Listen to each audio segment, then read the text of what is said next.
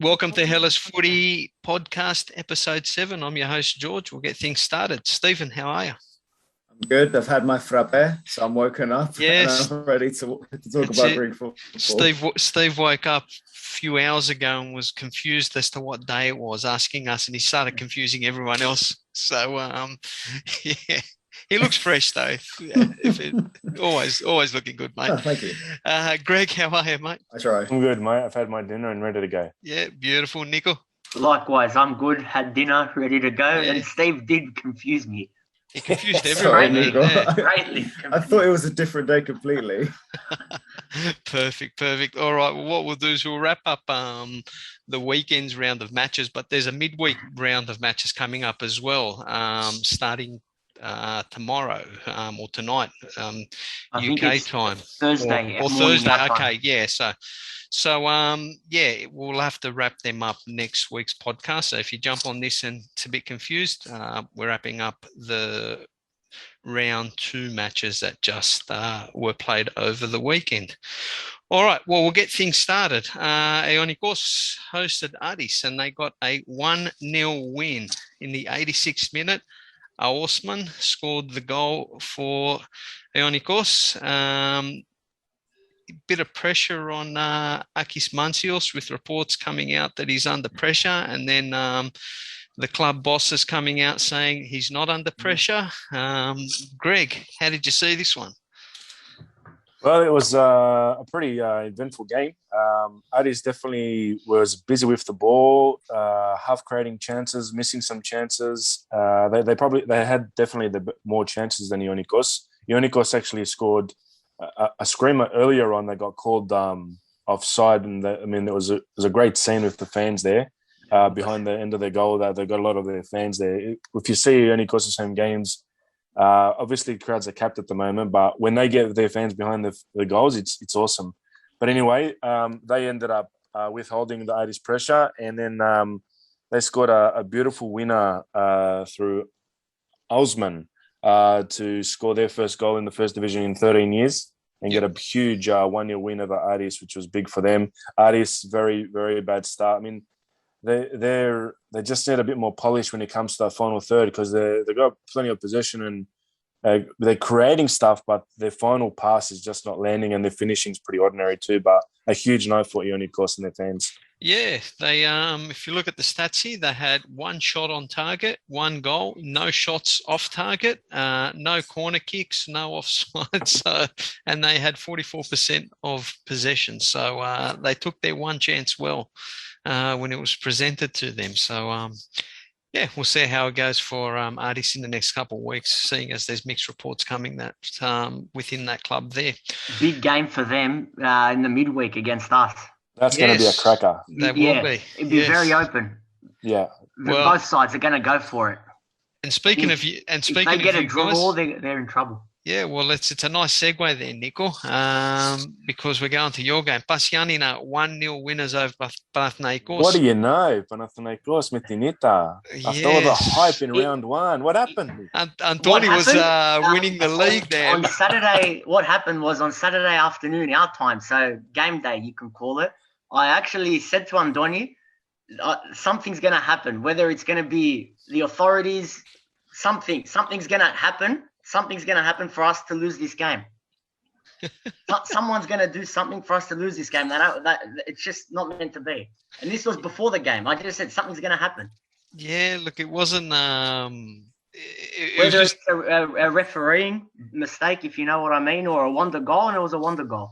Well, it was a wonder goal, yeah. Now, they scored in the 5th minute. Michael Gardowski scored and a 1 Perea assist. Your old boy, Nico. We should have never let him go. Yeah, well, he'd be starting or definitely off the bench as impact. So how did you see the game go for you guys? We just didn't jokes create aside. enough. We didn't create enough. I know Antoni was saying that even that he was still proud of the side regardless, because even they went for it. They just didn't capitalise, or whatever you want to call it. I don't think we should be panicking, because really it took a wonder goal to beat us. I was more disappointing in the final third for us. I thought we should have done a lot more. I think we had nine shots, and we never troubled the keeper, not once. That's right. Yeah, he had exactly. 4 shots on target, 8 Defensively, shots I off thought we target. did all right. It's more so the other end that was a bit disappointing. Yeah, so some of your boys are still unfit, obviously, and not match ready for you guys. The way this season started, like we spoke about it in our preseason predictions episode, where the league being delayed might help not only us but a lot of the bigger sides. But it's the smaller sides that are starting off like a house on fire. They seem more prepared. They're just going for it, yeah, because the bigger sides probably have bigger squads. And Greg touched on the Giannoulis fans, also the Giannoulis fans.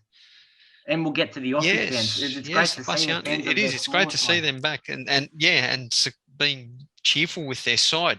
Bad news, unfortunately, for Pasianina. Pedro Conde is out for the season. That's the killer for these smaller sides where a big loss for them. Not going to sustain it. Yeah, he was an absolute. Yeah, he's a really good player. So what did he do? He did his.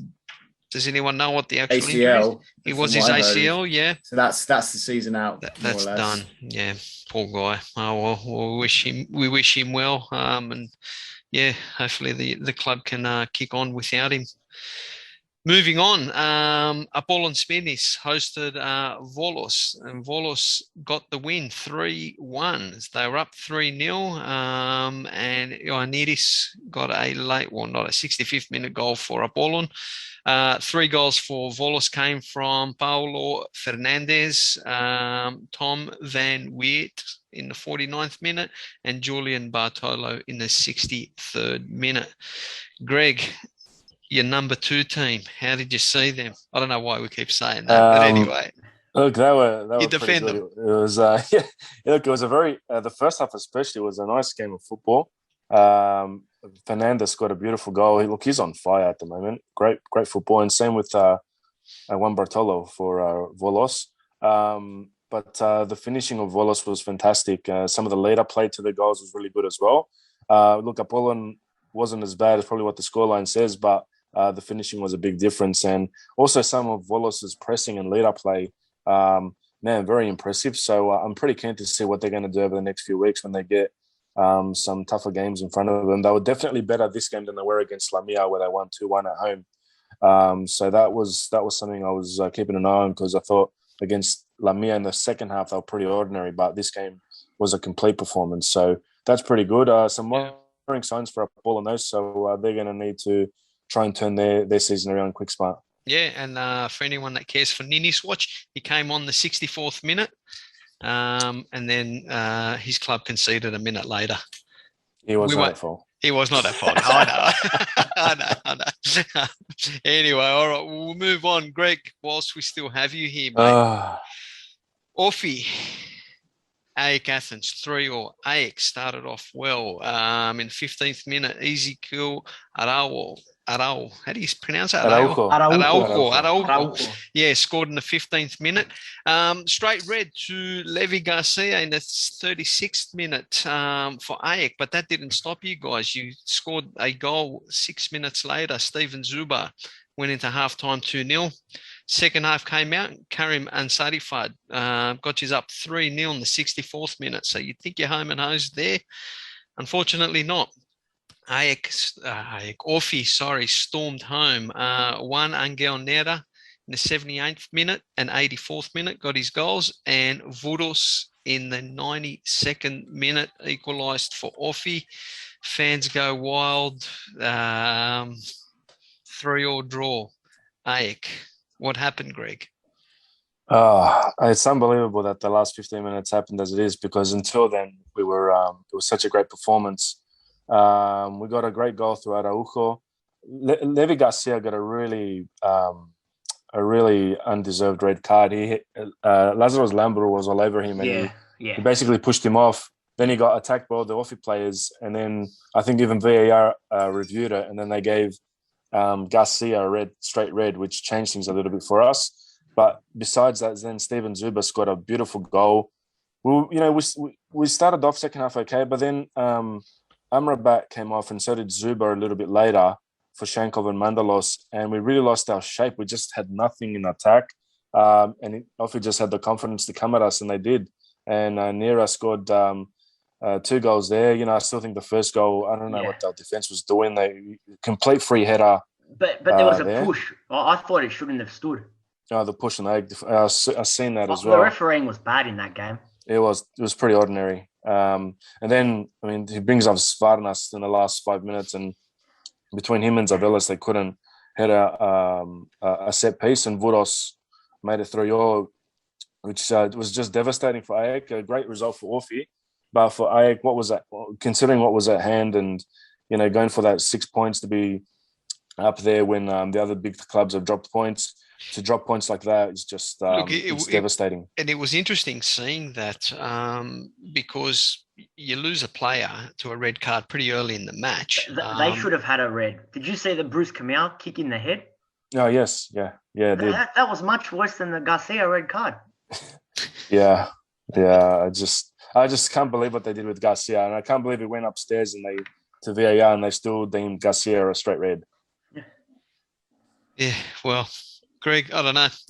Look, it's good signs, I guess, for you guys to be able to score goals with 10 men. Probably the team lost its legs. Hopefully a lesson learned for these guys. But we have said for a while that our defense is an issue. And look, hopefully in the summer we can bring. I really think we need another tall defender because we've still got issues for set pieces. The two of the 3 goals were set pieces where they couldn't deal with marking someone and clearing a header. The third guy, I still think Svarnas or Zavella should have cleared that header.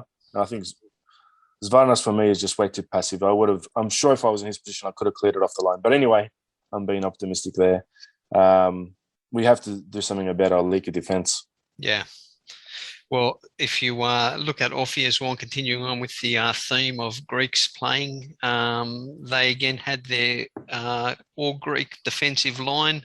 Lampros started the match, and we'll call him Greek. Why not? Gallegos. That sounds Greek enough, even though he's Chilean. He actually played really well. Yeah, he was a central figure there for the club. He had a great game. Great game.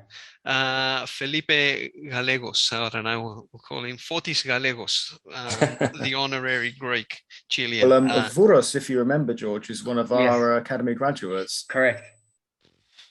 There's a lot. Wasn't he the one that went to Upwell? Yeah, he went to Upwell for a few seasons, then he came back. That's right. Yeah, well, we speaking of more graduates out of our club, Atromitos hosted Panetolikos, and Atromitos went down. Panetolikos won 2-1 in that match. 44th minute goal to Atromitos to Stefanos Strugis. Half-time they go in with the lead, but unfortunately for them, Vedgos equalises in the 72nd minute. Thomas for Atromitos gets a yellow card, and 5 minutes later gets another yellow card for a red card, so he's off the field. And Nico and Michael's favourite player, Rudy Gestade, chips in with a 90th minute goal for Panetolikos there. Fellas, did anyone grab that one? No one grabbed it, unfortunately. No, unfortunately not. No, but it's interesting. What I'll say is it's interesting. Atromitos was so capable of, keeping a clean sheet against us first game of the season. Then Panetolikos come and they just, obviously they went down to 10 men, which didn't help for the late goal, but still, I only caught the highlights of this one. Yes. There was a late goal that was disallowed for Atromitos to make it 2-2. Yes, that's right. Yeah. Sure. Who was it again? It was a header, but they called it back for a foul on the keeper. Yeah. Anyway, it doesn't matter. Yeah, so they look. It's an interesting one with Atromitos because we've harped on about how they've gone hard with their club, and they picked up Giannoulis as well. He's been there before. Yeah, he spent time on loan last season there, I think, at the club. So they've picked him up again. So they've gone really hard in the market there, but everyone's Panetolikos were pretty much they're playing they're playing out of their skin. It's a matter of how long that continues for them. That I can see that changing pretty quickly. Yeah, look, Delas has always been a rated coach. People. And I can see, isn't it Anastasio? Who at Panetolikos? Panetolikos. No, isn't it Delas now? Delas, yeah. What I was gonna say to you with Atromitos, it's just that early season rustiness. Or maybe expectation on them. They just, I think they'll come good. Yeah, look, I think they'll be up there. Where it'll be the tough one there. I think Greg's just dropped out for the moment, so we'll have to see where he's gone. Unfortunately, the world of Zoom that we're living in these days isn't giving us any favours there. All right, second last game, Asteras hosted PAOK, and PAOK got up 1-0. Verinia penalty in the 27th minute was the difference in that game. Asteras had the more chances in this game. Should have drawn or won. Yeah. Undoubtedly. Barales, very unlucky. 8 shots on target as well. Yeah. Yep. Paskalakis had a great game for PAOK. Yes, he pulled some key saves there for him. But there was a late header that he knew nothing about. Very lucky he came off the post. Do you think you're going back to what John Van Schip said, and being PAOK was a club that had no Greeks in their lineup, all of a sudden you're seeing Paskalakis and Michailidis starting for him? It's I don't know. Am I reading too much into it, or? Yeah. Yeah, you think so? Probably. If the entire lineup changed to all Greeks, then maybe you could have an argument for that. But look, Paskalakis is one of those guys. He's going to play 15 games this season. He's going to share the load but he's never been an established keep. Like, you make a very good point on the goalkeeping conundrum. Yeah, you're right. Yeah, he's going to come in and carry a fair share of the workload.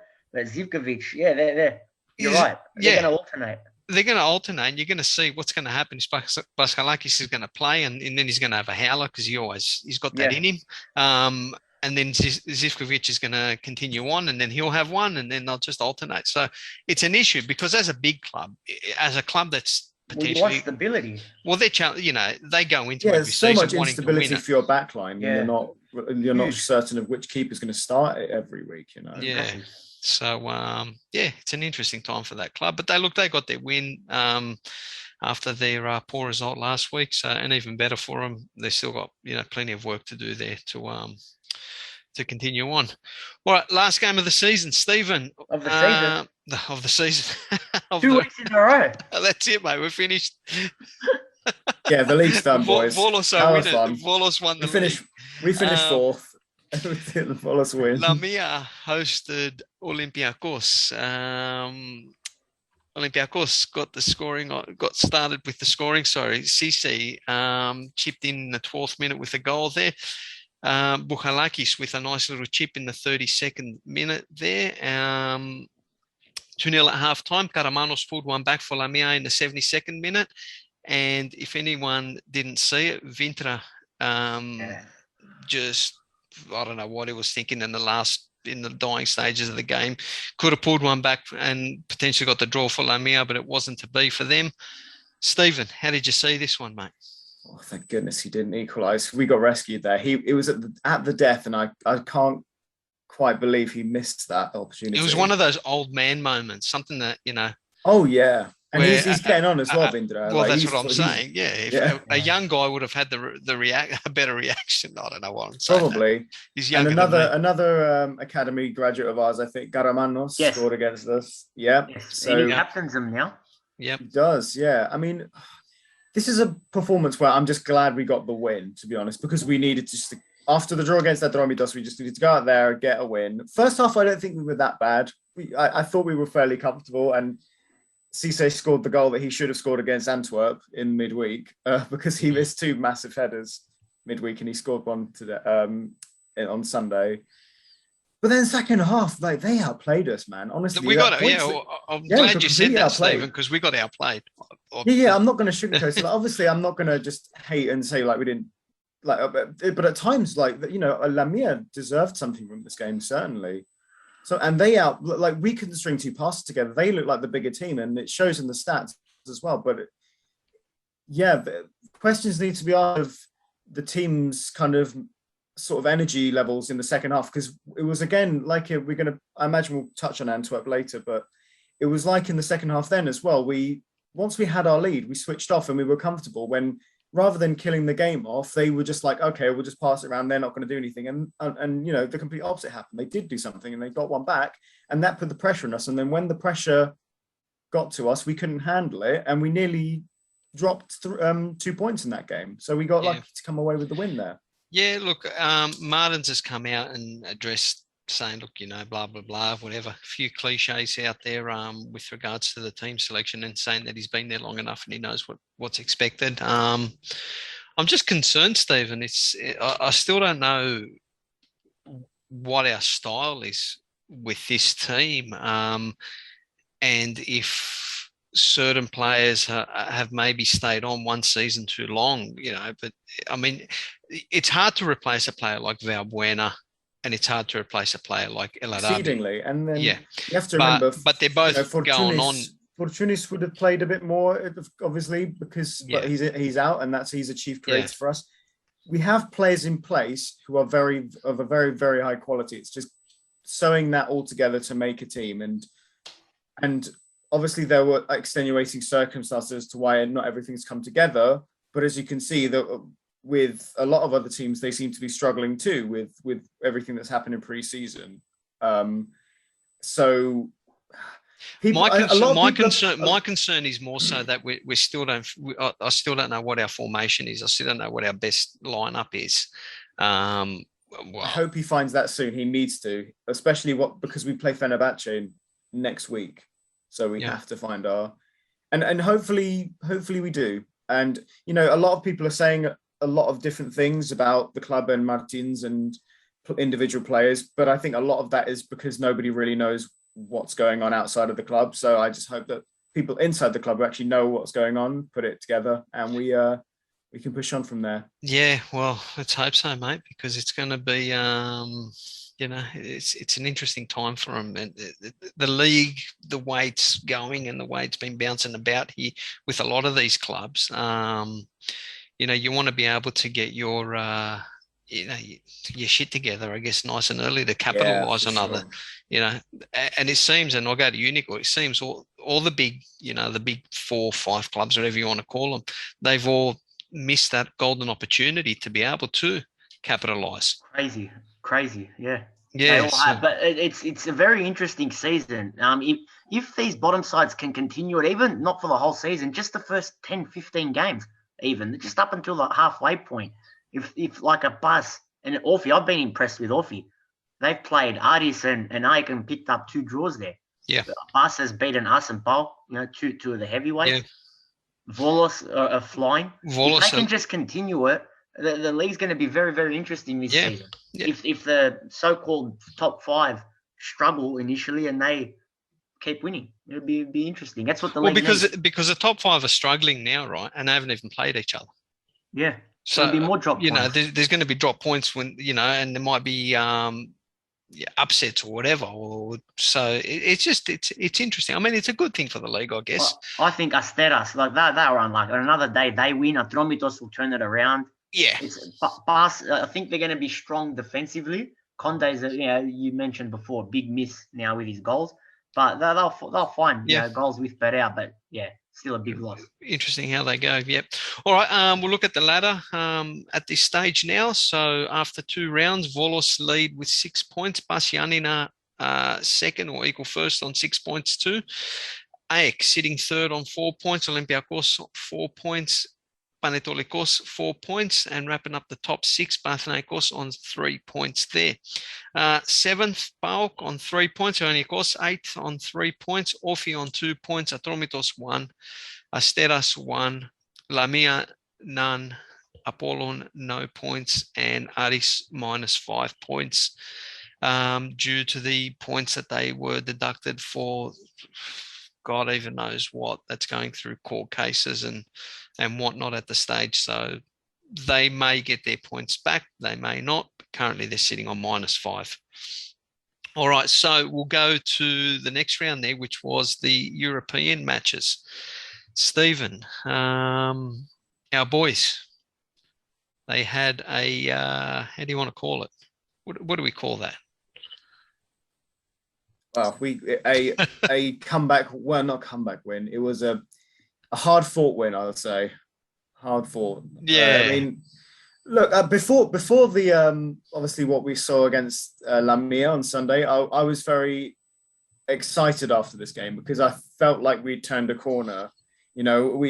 We played well against Antwerp, who are a decent side, have a decent manager, some good individual players. But I felt like we have the experience more so in Europe than they do. And so I feel like that showed a bit more in our play. In the first half, I thought particularly we looked pretty solid. We created some really good chances. El Arabi's goal, unlucky to be offside, but it was offside. And then we scored. We managed to score through him, and then they got a silly equaliser. Yeah, we switched off there. 52nd minute, El Arabi got a goal, took the lead for us. 75th minute, they equalised, and Rave in the dying minutes got their winner for them. What concerned me there with our side, we got the win there, Steve, but that pocket where they scored the goal, they were just completely dominating, and the coach didn't make any changes. And so, what do you see happening there? Like, could you see it? Did you see it the same way? I'm watching it, thinking we need to change. We need to make some changes here. What's going on? Because previous to that, we were dominating. I thought. Well, we weren't dominating, but the game was in control. We had the better opportunities. I mean, if you think, before they scored the goal, they didn't have a shot on target. So our defence was doing their job. They were cancelling out everything in active play, which is what they've been best at doing, with or without Ruben Semedo. Up until after we scored, it's just like, once again, obviously we saw it again against Lamia, but we just switched off, and it's just, why would you try and hold that lead when you can so easily just go and double your score? And especially in Europe, that's so vital. If you go 2-0 up in the second half, you can more or less hold a bit more comfortably then, or at least kind of defend with your attack, and press. But we didn't do that. And then they started to create their chances. They gained momentum. We couldn't do anything about it. And perhaps Martins should have made some changes when he saw that the momentum was starting to go in their favour. And then they led to the equaliser. Samatta scored a good header. He took his opportunity, and we almost dropped points there as well. And if it wasn't for Oleg, we would have drawn that game. But also, I will give credit to Martins. He made the subs, maybe not quick enough, but when he made the subs, they did make an impact, because Koundé came on and ran at people. He was a handful. He got somebody sent off. Vrusai came on, supplied the assist. So well, that's what I was going to say. Vrusai came on and chased the ball that players don't chase, and and just put it on a plate, and that was good to see in that sense, because a lot of the times that ball just rolls out and everyone's just like, oh, well, it's towards the end of the match, whatever. And maybe there was that element of thought process within the side there that gave Oleg the opportunity to just whip it and smack it in there. Our new right back, that young kid, Kabalchik, whatever, how do you pronounce it? Karbovnik, yeah, sorry. Bad with pronunciations. What do you think so far? He's showing a lot of desire. He's still raw. He's only 20, and he can play. Well, I mean, we brought him in as a left back originally, from my understanding, but he can also play midfield from what I've heard too. And look, I mean, he's showing a lot more consistency than Lala right now, and Androutsos, who, while he's attacking, we've always said with Androutsos, attacking-wise, great. Defensive-wise, not so much. Karbovnik can do a bit more of both. The one problem I have with Karbovnik right now is that he can't see out a full 90 minutes. He can only do maybe an hour, like to 70 minutes max. And then you see him start to sort of lose his energy. But that's just because he's still young and he needs to build up his stamina. Yeah, but why? I mean, it's a loaded question here. And it's not a loaded question, but there's a lot of elements to it. But we're playing in Europe. We're trying to do well. We're trying to build for ourselves, and we go and loan a 20-year-old kid without an option to buy. So it's not like we do have an option to buy, I think, but it's a high one. It's a high option. We're never going to pay that. 8 mil, I think, when I saw it. So I'm just trying to get the understanding there. Now, I've always heard the same thing. Kenny Lala this or Kenny Lala that. Kenny Lala hasn't been given any opportunities. I think. Anyway, I do agree with that. And the opportunity, it's hard for anyone. Like, he's an established player, so you need to give the guy an opportunity to be able to play and build some confidence within the team and the defenders around him and the players around him. So I think he's getting the short shift there. Oh, for sure. I mean, look, do you know how many games he's played since he's come in? Yep, go for it. 5 5 in the league. There you go. There you go. So, he's 29. So we got him because he was an experienced player. I just think, has he not settled in? Is there something that we're not seeing as fans in the background there? Who knows what's happening? But what I don't understand is that we've gone this young kid, chucked him straight in. I think he was at fault for their goal. He was caught in no man's land. Yeah, that was one of the issues. He was caught out of position. The ratings, the player ratings on an app that I was seeing also attributed into to their goal as being the player at fault. Look, I think he's good. I think he's raw, but I'm just trying to understand what we're trying to gain by playing such a young. He looks like a young kid as well. He's the same age as Tsimikas, but Tsimikas looks like a honky kid, whereas he just looks like a skinny young boy. Well, if you remember, George, as well, that entire right side was young, because we had Agibou Kamara on the right as well. Yeah. And then Karbovnik, and they're both around 20? Yeah. And Kamara looks 12 years old. But his energy is great. I love Agibou. He's doing I think he's doing some great things. Look, I think he's but see, once again, he's our player. Yeah. And that's my thing. I'm thinking, if I'll play the young guys if they're our players, but if they're not our players and we're just who do we loan him from again? Brighton. Yeah. What's Brighton going to do? They're never going to play European football. So we're giving this kid experience to do what? It's a weird one for me. So I get your logic, and look, I'm one of the few people on social media who's still an advocate for Kenny Lala because he hasn't been given his chances. So am I. But I have a very uncertain feeling that he's going to be going in January. I could see him going. Yeah, look, they'll get rid of him. Yeah, really had an opportunity, in my opinion. All right, well, we'll see. Well, we've got the win, so that's the main thing. And we, we're top of the group there. All right, the other European match, PAOK went away and played Lincoln Red Imps, pardon me, the Gibraltar side there. And they got up 2-0. Chuba Akpom got a goal just before half-time, and Mitrita got the goal in the 56th minute for PAOK. Greg, you're back. Yes. How did you get a chance to see that match? I didn't see that match. I know there was a lot of mixed reactions, even though PAOK won. Yeah. I know the home team had a few shots, but I believe they were mainly from outside the box, long-range shots. Yeah. And PAOK took care of business. So unfortunately, Michael isn't on today, guys, and he had picked up he had watched the match there. I do know from the highlights and from speaking to people that Lincoln had opportunities pretty much from the outside there. 5 shots on target for them and 2 shots off target, 44% possession of the ball there. Stephen? I didn't watch this game, sadly. I didn't manage to catch the highlights either, but I can understand why people might be frustrated with this, because if you look at the UEFA coefficient right now, the Gibraltar coefficient, where obviously Lincoln are Red Imps are from, are 1, 2, 3, 4, 5, 6th bottom at 51st. And so a team like PAOK in the Greek coefficient, in the Greek Super League, should be winning more convincingly, let's say. Even if it's a 2-0 scoreline, they should be winning in a more convincing way, I feel, especially against the bottom side like that.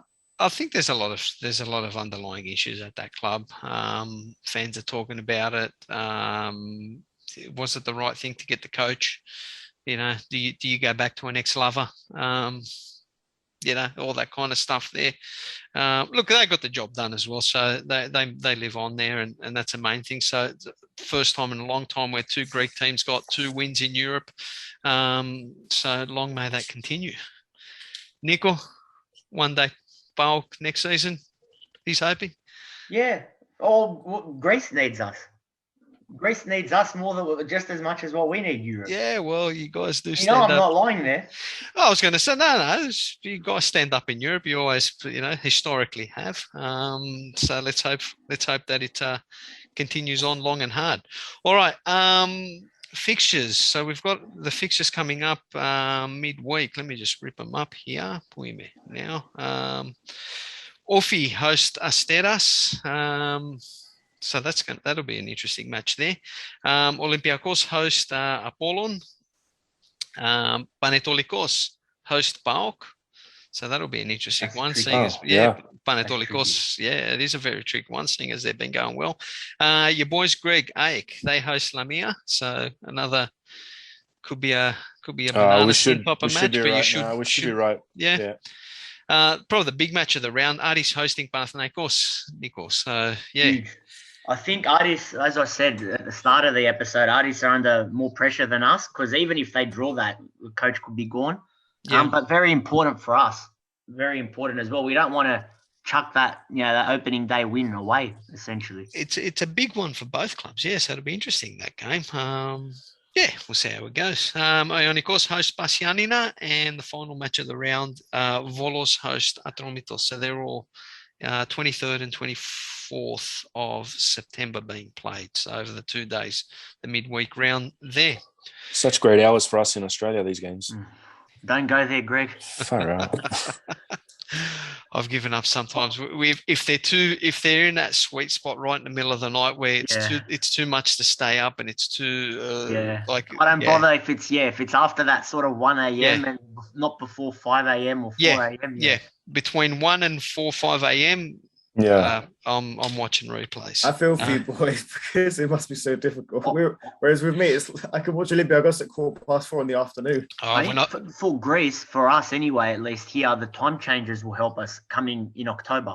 Yeah. Next month. I know the derby, it's going to, instead of a 4:30 kickoff, it's going to be a 5:30 kickoff. Yeah. So bring it on. It's going to be a public holiday here. Oh, you've got it all under control, Nick. I love it. I pencil those fixtures in. Beautiful. Yeah. All right. Yeah. Look, I don't know those weird times. I remember, but then the thing is, right, because obviously being born and raised in Australia, the many times that I've gone to Europe for extended periods, I've completely forgotten that there's matches in the middle of the day I'm full waking up in the next day. I'm waking up in the next day, looking at my app, looking at like the sports apps, going, oh shit, they played. Fuck. I've got to watch this game. The other great thing is the 9:45 kickoffs when you're in Europe, when you're in Greece, for example. Beautiful. What a night. They're great. You can do whatever you want. Imagine a 9:45 kickoff here. That'll never happen. Never happen. That'll never happen. No. I know. But the children, they've got school. Yeah, that's it. I couldn't buy my kid a meat pie.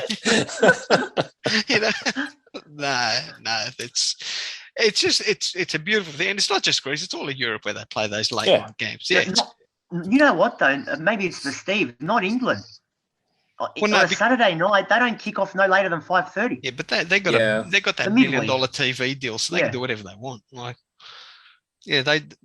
I just think it's more of a like Greece, Spain, Portugal, Italy. It's more of like the continental type. Because they know everyone's siestas at 3, so there's no point in putting them on TV like in England. They're gonna have to put them on late in the evening. Yeah. So it's good. It's good there. All right, guys.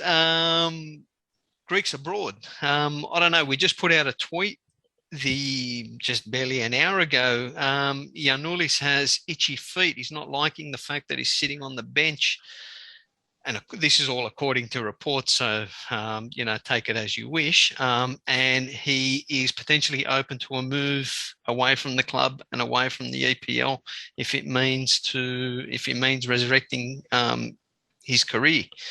Greg, how do you see? I think it's maybe a ploy to sort of get the attention of the club there. It's been 4 or 5 games.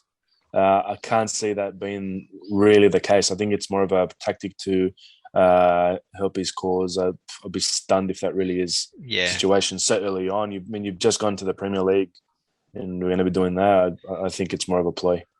Stephen? And also, just to jump on that, Brandon Williams, who's on loan and who's taken his spot at left back, he's not going to be there forever. He's only on loan from Manchester United this season. So regardless of what happens to Norwich, if Giannoulis stays, he'll get probably get his first team spot back, whether they're still in the Premier or in the Championship, or maybe even this season, depending on what's his nickname over there, Mr. No Reverse or something. they've given him some kind of nickname. I have no idea. The only one I know is obviously Tsimikas because he's the Greek Scouser. Yeah, no, like But I don't Giannoulis know. says he's Mr. No reverse or Mr. whatever. Look, the only thing I feel sorry for Giannoulis at the time when who were they playing? Man City, when they were getting pumped and he got subbed off really early in the match, and then the coach subsequently after the match goes, "I took him off because I didn't want to embarrass him." You know, you don't say that. You don't say that about your players. I think it's because you're taking the heat off yourself and saying, "Oh well, it was his fault that they lost." It's like, nah, champ, it's your side. So you never know. Coaches get sacked before players, so they've had a shocking start. Have they? Easy? Okay. Well, they've gone down before and they've kept him. Okay, well, there you go. There's Nick, the EPL specialist. Yeah, we'll have to see if it's the pressure from the fans that gets the board. But like Nicholas said, he got relegated with them. Steve is spot on. Before, if even if they go down and he's guaranteed playing time in the championship, absolutely stay. Yeah. But if it's all about playing time, if he's not, then leave. Look, I think I'm with Greg there. I think it's just media. It's media agent beat up. It's probably an agent pulling a favour from one of his media mates in the Greek newspapers, saying, because there's no real quotes in it. There's no quotes in it. That's why we linked the article as well. We linked the article to the post, so if people want to read it, it's just saying that he's agitated and he's. Well, what was the words there? Let me just see if I can find it quickly. It was something like anyway, doesn't matter. Yeah, there was no quote, so it'll be interesting. Moving on, Tsimikas. He he played the full match. Got two corners, 2 goals. Yeah. Fans were raving on about him, saying we had him all last season. We didn't know what it was about, et cetera, et cetera. So it's almost like we were saying all of last season that he'd be good for them. That's right. Yes. They finally see him playing off. Yes, I know. Like all of a sudden, he was great. Like, why didn't anyone tell us? We were telling you for like a whole season. Every week, whenever, because I've got people like I see on Twitter, if I ever saw a Liverpool tweet follow him, like on my timeline, I just write, play Tsimikas, and then a Liverpool fan would always message me saying, blah, blah, blah, this or blah, blah, that. Not saying bad about him, but saying, he had COVID, he had this, he had that. I'm like, doesn't matter, just play the kid. The kid can play. This same Liverpool fans now messaging me saying, man, this kid's a gun. And I'm like, yeah, look. There are certain professionals who are Liverpool fans who are also criticising him, who are now having to go back on what they were saying. And now every so often, I'm not one to troll, but I do sometimes kind of at them whenever a positive Tsimikas post gets put out there, because I'm like, hey guys, do you remember this? Yeah, that's right. Yeah. Giakoumakis, he's at Celtic. They're having one of the things with Ange, he likes to play total football, and they played a game over the weekend. They lost 1-0, I think, to Livingston. And they copped it in Europe too. Yep, they copped it in. They had a 3-2 loss in Europe. 4-3, I think. Or 4-3, 4-3. But this Livingston match, they had nearly 80% of possession. They had everything go their way, and Livingston got that 1 goal, and that was a difference. So, Giakoumakis, do you think he's going to make a difference straight off the bat at that club? He's gonna have to save his coach. I mean, if Celtic keep going at this rate, how much longer is he going to have? Yeah, are the fans agitating? I mean, from what I've gathered, the fans aren't upset because of the style of football, but I think it's just more the results. I could be reading completely wrong, but I'm not hearing them saying Ange out. Like, I think I read somewhere early on when he first got the contract there that the club owners aren't spending, so I think the fans can see that Ange wants. They're more upset at the board. That's what I'm trying to say. They're upset at the board because they're not backing the coach. And I think he came out and he said, "Look, I want these 2 players." When he wanted Joe Hart and someone else, and he had to come out publicly to get the 2 players. Another Greek, as a result, is anywhere to be seen these days. Yeah, Tsimikas. Barca. Well, he was on the bench in Europe, so yeah, maybe. But yeah, I think he'd be agitating for a move as soon as possible at that club, because he ain't going to be getting a start over Joe Hart, unfortunately, for him there. Lambropoulos and Stafylidis both started for their German club. Now, unfortunately, they got pumped 7-0. Lambropoulos with a own goal, unfortunately. That Greg, calls for an did you happen Stafylidis. to capture that game or the highlights, Greg? Just a little bit highlights. I think the Yeah. own goal, questionable whether it was the keeper's fault as well. But I blame the keeper. yeah. He came out, he stopped. I had a massive, with my mates, we're having big debates about it. There was no communication from the keeper. You'd be telling the guy to clear it, not just tap it back to you. Didn't look like he said anything to him. So Stafylidis, though, he started, got subbed off in the second half. The former ethnic Guillaumard, the captain, is back to playing. So are we going to see him back in the... Hell no. It's not what you want, though, Greg. Put him at centre back. I'm sure we won't see him back. We will not see him. Yeah, I reckon we're going to see. I reckon we're going to see him back. Nico? Yeah, no, No way. you're on the money. Maybe No not- chance. maybe no not in- chance, fellas. No, in the squad. In the squad. the squad. Not yeah, even no. in the squad. He's gone. No. He's finished. See you later. Greg, he was our captain out of nowhere. There. He's gone. Long gone, guys. He I came hope out so, of, Greg, and but was, I wouldn't be. and was playing centre back. Yeah. Ooh. But he hasn't said anything to piss off JVS yet, Yeah. George, so he probably will get called. Yeah, well, interesting. Michael Another Valkanis. Greek. I was just going to say another Greek. Yeah, he's top of the league in Italy. That's been overlooked by certain JVS. Yes, who? Manolas. Yes. He was on the bench. They're He was on their flying. bench for the last two matches. The one in Europe. No, was it the one in Europe or no? The last one that they just played today, where they had 3-0. He was an unused sub, but he started off the season well for them. So look, Manolas, he's always in the mix, but I think his days in the ethnic mother whilst JVS's coach is are numbered. Interesting, guys. Michael Valkanis has been very prominent on his social media pages. Do you read anything into that, fellas? There. I don't look into it as much. I don't think so.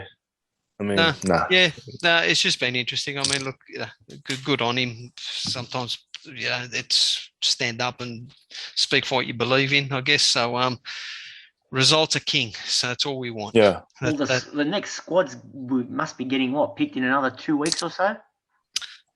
Yeah, it'd be a couple of weeks' time, hey? At least 2 weeks. Jeez.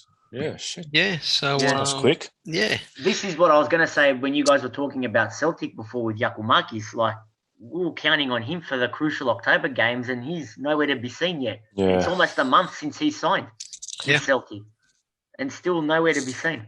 yeah. Well, The good news is the Vikas and Pavlidis are showing some really good A form in story. Holland. Yes, The Vikas got a wonderful penalty against Yes. Waldwijk in Holland. So and he's just been on fire. Like, he's been playing well all around. So I think him and Pavlidis are going to be holding the fort there. Yeah. Pavlidis has been scoring as well in Europe and in Europe. the league. Yeah. now we'll continue on with the Giakoumakis. We've got a question from Theo Hatsy there. Guys, is there any word on Giakoumakis' fitness? Unfortunately, I think he's going to be in the matchday squad there. Strange that Ange isn't calling him up or bringing him on for minutes. Celtic really struggling up front. Word is apparently he will have him in the side for their cup game on Friday. Well, I think that's Theo. That's what everyone's been speculating. So, it'd be good for the guy to start to get minutes on his legs there anyway. You know what gets me? If he's not injured, which I don't think he is, like that, we will say match fitness, but the only way to get match fitness is if you actually play the guy. Yeah. Yeah. You're not going to do that in training. No, that's right.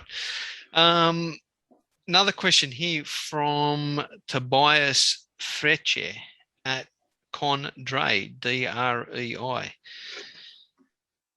Actually, we go to Corfu next week. What's the issue with the local teams? They played second division 2 years ago, but then went defunct also. Is there still a club one might follow in early October? Off the top of your head, boys, do you know? Well, No. I mean, we don't even know what's happening with the Super League 2. I'm sure that isn't October. Gedkira. Gedkira, yeah. Yeah, Gedkira. Yeah. Yeah, but are they under some financial issues that I don't know. Not Yeah. that I'm aware of. No. So. Oh, actually, well, I'm looking at their Wikipedia page. Apparently, they've been refounded to The May 2021. Gamma Ethniki. Yeah. Yeah, So they're in they Gamma. they dropped. Yeah. So Gedkira, yeah, Tobias Gedkira, the one obviously that everyone follows, or the big club in over there, but unfortunately, we don't know what's happening with Super League 2 or the Gamma Ethniki or anything. I'm pretty sure Super League 2 is going to start in October. Has it been confirmed, or is it just media reports, say, Greg? I was under the impression mid-late October. I wasn't prepared 100% for that, but no, that's all right. Yeah, I'm under the impression that it is start. I mean, we can confirm it next pod, but that's my impression. Yeah, look, I was reading up and they were saying that, but I was waiting for any type of confirmation, which we haven't seen yet. Stephen, have you got anything there? So apparently, in May 2021, the team changed its name to Giakoumakis. Giakoumakis. Okay, so Yes. they're no longer Gedkira. They're not Gedkira anymore, sadly. Okay, there you go. Tobias, look, we'll look into it a little bit more for you, mate, because unfortunately with Greek football, these are moving beasts. There's a club and they're about to kick off, and then before you know it, they're defunct. And well, it's like a dead spot in Greece for football teams. You know, every country has one. Like I know in the UK, in Kent, like people ask me, what's the biggest club in Kent? And I always have to say, well, it's Gillingham, because no one else. I was going to say Kent FC. Yeah, that's it. Gillingham, Welling United. That's about it, really. Yeah, no, it's look, sorry, Tobias, can't answer that question unfortunately at this stage, but we will try to get onto it for you there. Got a nice message from Dimitri Kefalas at Dimitri Kefalas saying thanks for the work that we do for someone that can't read and write in Greek but understands the language and has a Greek background. They love what we're doing. So Dimitri, thank you for the kind words. We really do appreciate it. Fellas, I think that's it, eh? What do we got? Is there any late news? I just wanted to quickly add, by the time we do our next podcast, round 4 will happen, and there's 2 juicy games in that. First of all, Panathinaikos versus Volos.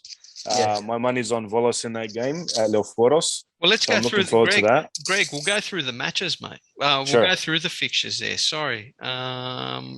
So what are we going here? Okay, so we'll start. Panathinaikos Volos, yes. Panathinaikos are hosting them, so that's a juicy match. Nico? Good game. Yeah. Well, we need 4 points, I reckon, from the next 2. So we need a draw. Well, yeah. Aris. That's what I'd be targeting. Yeah, that's a good shout. Lamia host Panetolikos. Panetolikos, that's a good. That'll be a good test for them, seeing as that they've kicked on and had a great start to the season. See if they can continue on with it. Asteras hosting Olympiacos. Stephen, that's going to be a big one, considering Asteras have been unlucky. Will be. And depending on what happens midweek against Apollon, we'll see what happens then for Asteras as well. Yeah, I think you'll get him. Training run against Apollon, and you'll get a scrappy 1-0 win at Asteras. Yes, that's what I hope for. That's what I always hope for, Greg. It'd be nice. Greg, your boys playing away to Bulk. How do you see that one going? I can't wait for this game. I think we can beat them, provided we control the match well and we play our best players and we don't do any silly substitutions. I think AEK are specials for that game. Yep. Okay, that'll be it. That's probably the match of the round for that one there. Absolutely. Pasianina host Orfi, Apollon host Ionikos, and we wrap up the round with Atromitos hosting Aris. That's another interesting match, Atromitos Aris. I think either way, that's going to be a huge game because I think both clubs, regardless of what happens in round 3, are going to be in dire need for a win. So that's going to be pretty juicy. Yeah, there hasn't been much said about the well, nothing's been said really about Atromitos, but I couldn't imagine Spanos, after saying that he wanted to walk away from the club at the end of last season, to going all out this year. He's gonna accept, poor results. I missed the round 2 review of the match with Panetolikos, but Atromitos was completely 2 faces in that game. First half, they were excellent. They were just missing chance after chance, and they were up 1-0. And then second half, they came out and didn't play football and deservedly lost. So plenty to take out from there, and it's going to be very interesting to see what they produce in the next 2 games. Yeah. All right. All right, guys. Well, that's a wrap for the podcast. Listen, thanks to everyone. Please download off any of the podcast apps that you listen to. But if you do download us and listen to us off Apple Podcasts or iTunes, whatever it's called these days, if you give us a 5-star review, that would be fantastic. We'd really appreciate it. I think Google Podcasts also do reviews for podcasts. So same on that. It just helps bump us up and puts us in this different algorithm or something. I don't know. Podcast people understand it a little bit more than me. But if you guys can take a moment to give us a 5-star review, that would be fantastic. Gentlemen, good talking to you, and we will do it all again next week. For now, see you later. See you guys. See you guys.